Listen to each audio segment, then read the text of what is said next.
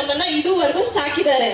ಈಗ ಎಲ್ಲರೂ ಹೇಳ್ತಿರ್ತಾರಲ್ವಾ, ಅಯ್ಯೋ ಅದನ್ನ ಮಾಡಿದ್ರೆ ದುಡ್ಡು ಬರುತ್ತೆ, ಈಗ ಇದನ್ನ ಕೊಟ್ಟರೆ ನಮ್ಗೆ ಹಣ ಸಿಗುತ್ತೆ ಅಂತ. ಒಂದೇ ಒಂದ್ ಚಿಕ್ಕದಾಗ ಏನೋ ಒಂದು ಹೇಳ್ತೀನಿ.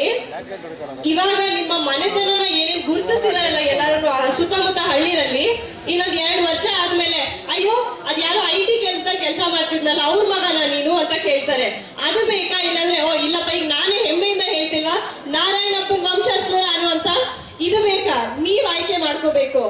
And to tell something else, government ಹೇಳ್ತಾರಲ್ಲ to the people, of the people, for the people ಅಂತ.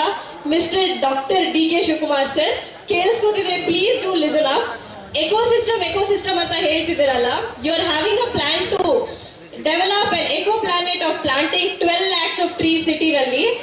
ಇಲ್ಲಿರೋ ಗಿಡ ಮರಗಳನ್ನ ಮತ್ತೇನಕ್ಕೆ ತೆಗಿತಿದ್ದೀರಾ? If you want an eco planet, ಬನ್ನಿ ಇಲ್ಲಿದೆಯಲ್ಲ ಇದನ್ನ ಬೆಳೆಸಿ. ಉತ್ತರ ಕರ್ನಾಟಕದಲ್ಲಿ ಮತ್ತೆ ದಕ್ಷಿಣ ಕರ್ನಾಟಕದಲ್ಲಿ ತುಂಬಾ ಜಾಗ ಖಾಲಿ ಇದೆ ಅಲ್ವಾ? ನೀರು ಬೆಳೆ ಏನೋ ಬೆಳಿಲಾರ್ದಿರೋ ಇರೋಂತ ಲ್ಯಾಂಡ್ ಗಳಿದಾವಲ್ಲ, ಗೋ ಡೂ ದೇರ್. ಯಾರು ಬೇಡ ಅಂತಿದ್ದಾರೆ? ಈಗ ಆಲ್ರೆಡಿ ಹೇಳ್ತಿದಾರಲ್ಲ 70% or 80% ಆಫ್ ದ ರೈತರು ಒಪ್ಕೊಂಡಿದೀವಿ ಅಂತ. ಒಪ್ಕೊಂಡಿದ್ರೆ ಇಲ್ಲಿರೋ ಎಲ್ಲಾ ರೈತರು ಒಂದ್ಸರಿ ಜೋರ ಕೂಗಿ ಹೇಳ್ಬೋದಲ್ಲ, ಇಲ್ಲಪ್ಪ ನಮ್ ದುಡ್ಡು ನಾವೇ ಮಾಡ್ಕೋಬಹುದು ಅಂತ. ನನಗೋಸ್ಕರ ಒಮ್ಮೆ ಕಿರ್ಸ್ಲಿಕ್ಕೆ ಆಗತ್ತಾ ಸರ್? ಇದ್ರಿಂದಾನೇ ನಿಮಗೆ ಅರ್ಥ ಆಗುತ್ತೆ ಇಲ್ಲಿ ಯಾರು ದುಡ್ಡು ಕೊಟ್ಟು ಕರ್ಸಿರೋರಲ್ಲ, ಅವ್ರ ಭೂಮಿನ ಅವ್ರು ಉಳಿಸ್ಕೊಳ್ಬೇಕು ಅಂತ ಬಂದಿರೋರು. Thank you.